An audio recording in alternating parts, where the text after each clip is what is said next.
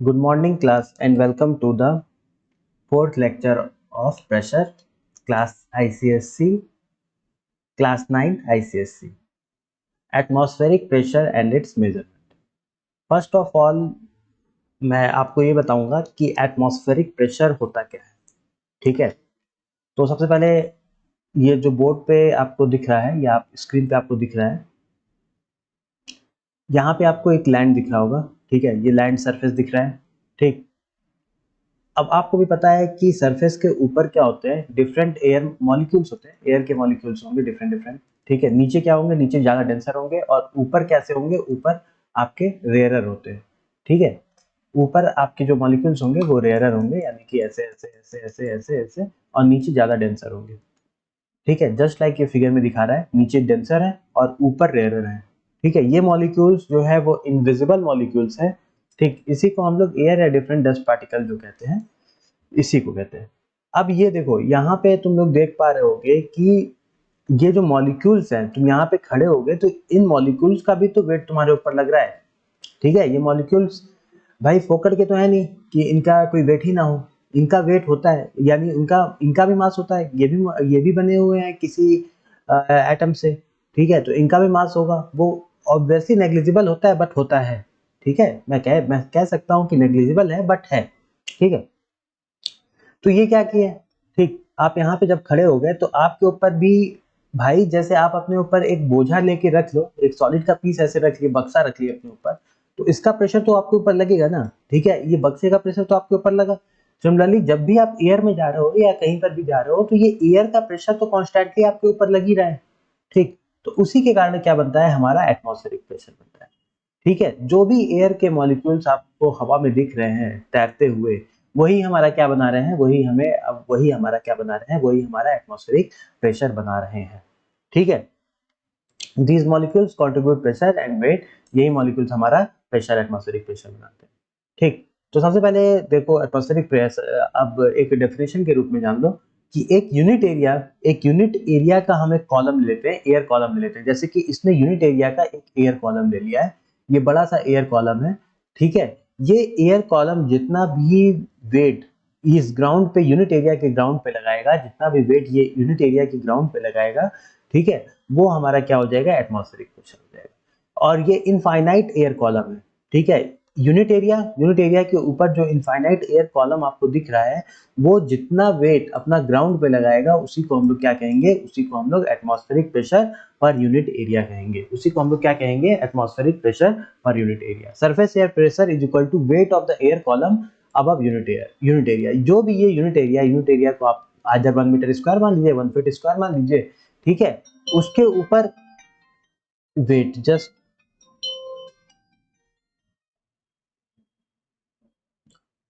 हाँ, तो coming back, तो यही हमारा क्या हो जाता है, यही हमारा एटमॉस्फेरिक प्रेशर हो जाता है। Surface air pressure is equal to weight of the air column above unit area, ठीक है। जो भी ये यूनिट एरिया को तुमने माना, उसके ऊपर जितना भी मॉलिक्यूल्स कंट्रीब्यूट करेंगे उसके वेट में, वही हमारा क्या बन जाएंगे, एटमॉस्फेरिक प्रेशर बन जाएंगे, ठीक है।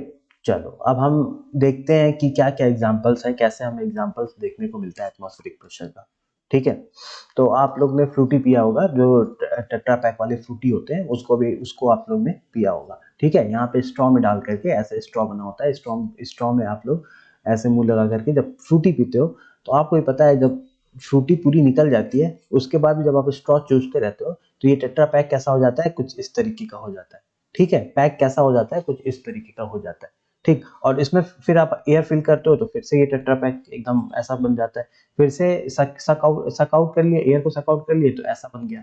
एयर को फिल इन कर दिए, एयर को अंदर डाल दिए, तो ये ऐसा बन गया, ठीक है। तो आप लोग को भी पता है कि ये ऐसा और ऐसा क्यों हो रहा है, due to the atmospheric pressure, due to atmospheric pressure, atmospheric atmospheric pressure की वजह से ये आइदर ऐसा हो जाएगा, और एटमॉस्फेरिक प्रेशर आपने निकाल लिया, ठीक है, सकआउट कर लिया, सारा एयर को सकआउट कर लिया, तो बाहर का प्रेशर इसको क्या कर देगा, दबा देगा। बाहर का एटमॉस्फेरिक प्रेशर क्या करेगा, इसको दबा देगा। और अगर एयर डाल दिया तो अंदर का प्रेशर क्या है, अंदर का प्रेशर बाहर के एटमॉस्फेरिक प्रेशर के बराबर हो जाएगा, तो ये फूल जाएगा, ठीक है। और अंदर आप बहुत ज्यादा प्रेशर डाल दिए, समझ लो अंदर बहुत प्रेशर हो गया, तो आपको ये पता है क्या क्या कर जाता है, अंदर बहुत ज्यादा प्रेशर होता है तो क्या कर जाता है, ये बर्स्ट कर जाता है, क्या कर जाएगा, बर्स्ट कर जाएगा। अगर बहुत ज्यादा प्रेशर अंदर रहेगा, बाहर के प्रेशर की अपेक्षा अंदर बहुत ज्यादा प्रेशर है, तो ये बर्स्ट कर जाएगा। तो तीनों केस हमने देखा, ठीक है। कोई भी फ्रूटी का टेट्रा पैक लेना 10 रुपए का, उसको पहले पी लेना, ठीक है। फ्रूटी आपने 10 रुपए की पी ली, उसके बाद आपके पास टेट्रा पैक बचा है एक्सपेरिमेंट करने के लिए। एक्सपेरिमेंट आपने करा तो आपने जाना कि एयर को जब आप सक आउट कर लिए, एयर को बाहर निकाल लिए, तो अंदर ये जो आपको दिखेगा वो पैक ऐसा दिख जाएगा, ठीक है। जो ऐसा एकदम इस तरीके का रेक्टेंगुलर पैक था या क्यूबाइडल पैक था, वो थोड़ा सा डिस्टॉर्टेड हो जाएगा, इस तरीके का दिखेगा। क्यों? क्योंकि अंदर प्रेशर नहीं है, बाहर के एटमॉस्फेरिक प्रेशर क्या करेंगे, इसको पूरी तरीके से ऐसे दबा देंगे, ठीक है। जैसे ही आपने जो भी एयर सक इन किया था उसको आपने वापस सॉरी सक आउट किया था, उसको आप वापस अंदर डालेंगे, ठीक है। फूक के अंदर डालेंगे, फू ऐसे करते हैं ना, फूक के अंदर डालेंगे, तो अंदर का एयर प्रेशर बढ़ जाएगा। अंदर का एयर प्रेशर बढ़ने के कारण ये वापस इसी शेप में वापस आ जाएगा, जैसा जैसा फ्रूटी का पैक होता है, टेट्रा पैक वाला शेप होता है, उसी शेप में वापस आ जाएगा, ठीक है।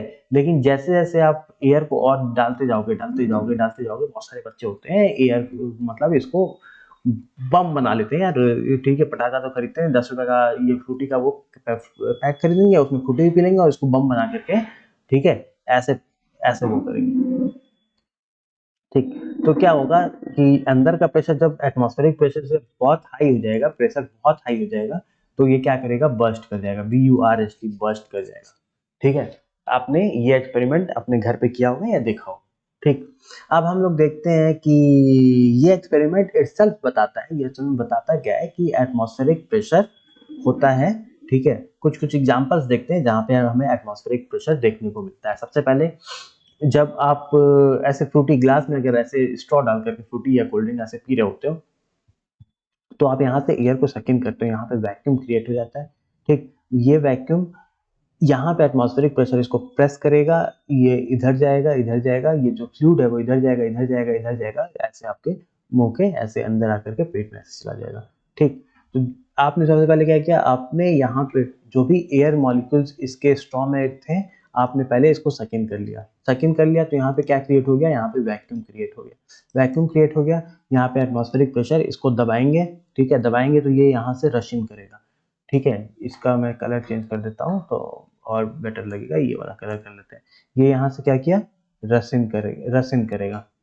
एक मिनट, एक मिनट, एक मिनट, अरे यार आ जाओ, आ जाओ, हाँ ये वाला कलर, हाँ चलो कोई बात नहीं यार, जो कलर है उसी, ये यहाँ से रशिंग करेगा, जो फ्लूइड है वो रशिंग करेगा और फिर ऐसे आपके स्टोमक में चला जाएगा, ठीक है। तो ये एक एग्जांपल हुआ एटमॉस्फेरिक प्रेशर का। और क्या क्या एग्जांपल है, ठीक। सिरिंज से जब तुम फ्लूइड भर रहे हो, सिरिंज में आप लोग ने देखा होगा, ठीक है। सबसे पहले डॉक्टर क्या करता है, जो भी एयर रहता है उसको सिरिंज से बाहर निकाल देता है।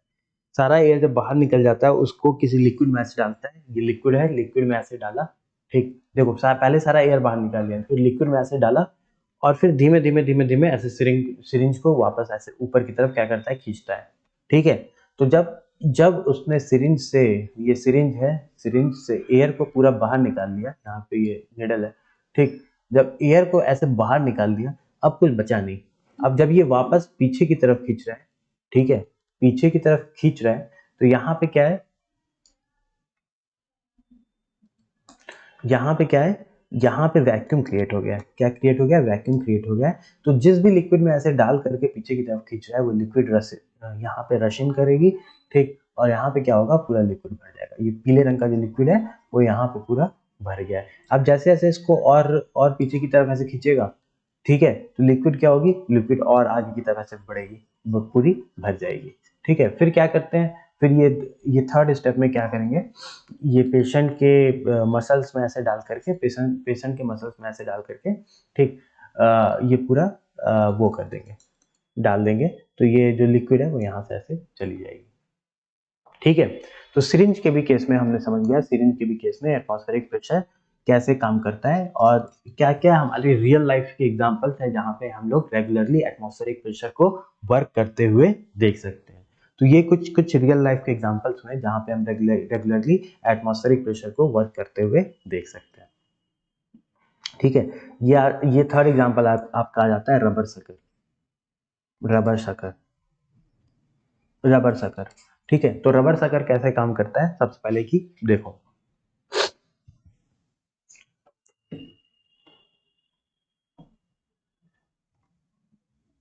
ये तुम्हारा एटमॉस्फेरिक प्रेशर ऐसे लग रहा है, ठीक है, लग रहा है। ये पार्शियल वैक्यूम है, यहाँ पे कुछ भी नहीं है, पार्शियल वैक्यूम है। ये एटमॉस्फेरिक प्रेशर ऐसे धीमे धीमे अंदर की तरफ ऐसे लग रहा है, ठीक है। अब क्या होगा कि जब तुमने रबर सकर को फेंका, ठीक, तो वो इस तरीके का कुछ कैप होता है जो जा करके ऐसे दीवार में ऐसे अटैच कर जाता है, ठीक। सबसे पहले क्या होता है कि ये जो शकर होता है वो इस तरीके का रहेगा, ठीक। तुम बहुत तेज प्रेस करते हो तो यहाँ से जो एयर होता है, अंदर का जो एयर होता है वो ऐसे ऐसे बाहर निकल जाता है, ठीक। जब अंदर का एयर बाहर निकल जाता है तो रबर शकर का जो शेप होता है कुछ इस तरीके का हो जाता है, ये इस तरीके का हो जाता है। यहाँ पे very less air, partial vacuum create हो जाता है। क्या हो जाता है? पार्शियल वैक्यूम, पार्शियल वैक्यूम, ठीक है। जो यहाँ पे तुम देख रहे हो पार्शियल वैक्यूम जो है अंदर की तरफ क्रिएट हो गया, और बाहर की तरफ प्रेशर बहुत ज्यादा है। बाहर की तरफ प्रेशर बहुत ज्यादा होने की वजह से ये इस पे अटैच कर जाता है, ठीक है, ये इस पे अटैच कर जाता है। तो आपने देखा होगा ग्लास और बहुत सारी चीजों को लिफ्ट करने के लिए भी हम लोग रबर सकर का यूज करते हैं, ठीक है। ग्लास और डिफरेंट टाइप की चीजों को लिफ्ट करने के लिए भी हम लोग क्या करते हैं? रबर सकर का यूज करते हैं, ठीक। अब आता है हमारा सिफॉन सिस्टम, ठीक है, सिफॉन सिस्टम, ठीक है। सिफॉन सिस्टम बहुत ज्यादा यूजफुल है, यूजफुल बहुत ज्यादा है, ठीक। जैसे आपकी गाड़ी में समझ लो आप स्कूटी चलाते हो या बाइक चलाते हो, बाइक में तो तेल निकालना बहुत आसान है, लेकिन लेटर से आप स्कूटी चलाते हो और दूसरे वाली आपकी फ्रेंड जो है वो भी स्कूटी चलाती है, ठीक है। तो आप क्या करोगे कि समझ लो आपके गाड़ी में तेल खत्म हो गया, पेट्रोल पंप 10 किलोमीटर दूर है, तो उसकी गाड़ी में तेल है पूरा खजाना भरा है। तो आप क्या कर सकते हो, उसकी उसकी टंकी से पेट्रोल आपको अपनी टंकी में लेना है। आपके पास पाइप है, पाइप आपको पता है कि मेरे जो डिग्गी है, डिग्गी में पाइप भरा रखा पड़ा है, आपने पाइप निकाला, ठीक। तो उस पाइप को अब देखो, जैसे यहाँ पे समझ लो आपकी बाइक, यहाँ पे आपकी वो है, यहाँ पे आपकी स्कूटी है, यहाँ पे आपकी फ्रेंड की स्कूटी है, पूरी लबालब ऐसे भरी हुई है, और यहाँ पे आपकी स्कूटी है, ठीक है। आप स्कूटी को ऐसे पलट तो नहीं सकते हो कि पलट दिए और यहाँ से हमारा तेल निकल के यहाँ से यहाँ पहुंच गया, ऐसे पलट तो नहीं पाओगे और टर्न तो नहीं कर पाओगे। यहाँ पे आप छेद भी नहीं मार सकते कि तेल नीचे से ऐसे बह करके ऐसे चला जाए, ऐसे ऐसे तो भी नहीं कर सकते।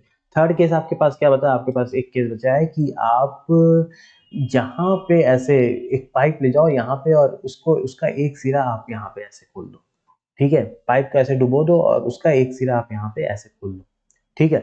तो इस तरीके से आपने देखा था कि भाई पेट्रोल निकालना आसान होता है। तो उसके लिए सबसे पहले आपको क्या करना होगा, आपको यहाँ पे पाइप डालना होगा, ठीक है। पाइप को ऐसे यहाँ पे डाल दिया, और उसके बाद पाइप को यहाँ पे डाल दिया।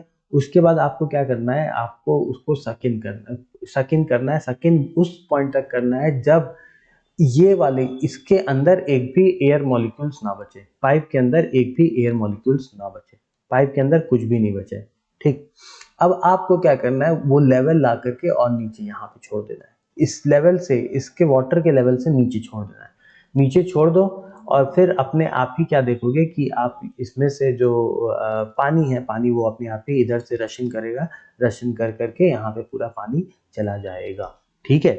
तो इतना आप समझ गए क्या करना है सिफॉन सिस्टम में।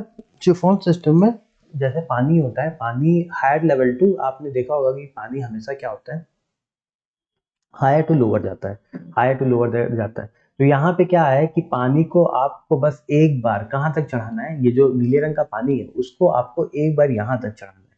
यहाँ से यहाँ तो अपने आप ही वो फ्लो कर जाएगा, ठीक है। लेकिन यहाँ तक चढ़ाने के लिए आपको क्या करना पड़ेगा, यहाँ से प्रेशर को जो है, प्रेशर को आपको एकदम जीरो करना पड़ेगा। प्रेशर को जीरो कैसे करोगे, आप ऐसे करके सकिन कर दोगे, और उसके बाद उसकी उसकी उसकी जो मुंडी है, मुंडी को एकदम वो कर दोगे, बंद कर दोगे। और फिर उसकी मुंडी, ठीक है, उसकी मुंडी को और नीचे ला करके अपने पेट्रोल की टंकी में ऐसे डाल दोगे, तो फिर देखोगे अपने आप ही जो प्रवाह है, पानी का जो प्रवाह है वो अपने आप ही यहाँ से यहाँ तक हो जाएगा, ठीक है।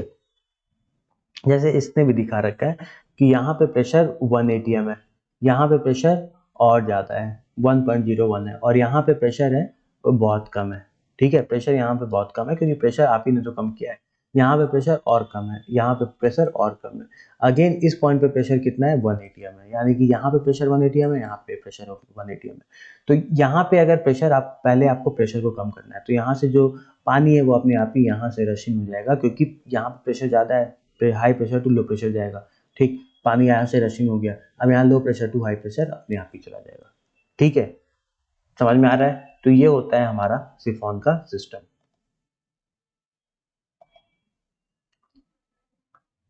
ठीक है, और एक और एग्जांपल है कि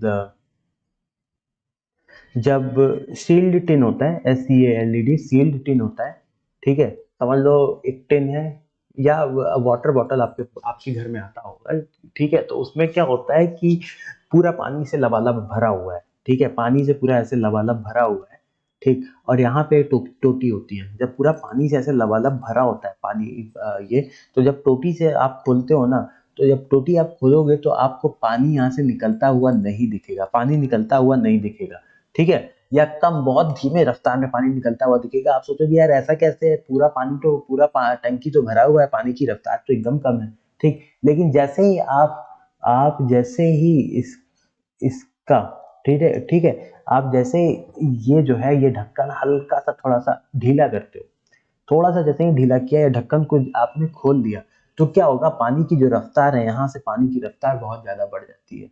ठीक है, ऐसा क्यों होता है, क्योंकि जब सील्ड टिन रहता है, समझ लो ये सील्ड है, तो जब सील्ड टिन रहेगा, ठीक, तो वहां पे उसके ऊपर कुछ भी नहीं है, ये मतलब वैक्यूम है, ठीक है, पूरा पूरा पानी से ऐसे ऐसे लबालब भरा हुआ है, पानी या कोई भी चीज से लबालब भरा हुआ है। जब तुम खोलते हो तो बाहर एटमॉस्फेरिक प्रेशर मिलता है, बाहर इसको क्या मिलता है, एटमॉस्फेरिक प्रेशर। एटमॉस्फेयर का भी अपना प्रेशर होता है और अंदर का भी अपना कुछ प्रेशर होता होगा, लेकिन जैसे ही तुमने यहाँ पे क्या कर दिया, यहाँ पे इसके ढक्कन को खोल दिया, जब ढक्कन को खोल दिया तो इस यहाँ पे इस पॉइंट पे प्रेशर क्या होगा, इस पॉइंट पे प्रेशर हो जाएगा PATM प्लस रो जी एच, हमने पढ़ा था ना, PATM प्लस रो जी एच। और बाहर का प्रेशर क्या है, बाहर का प्रेशर है PATM।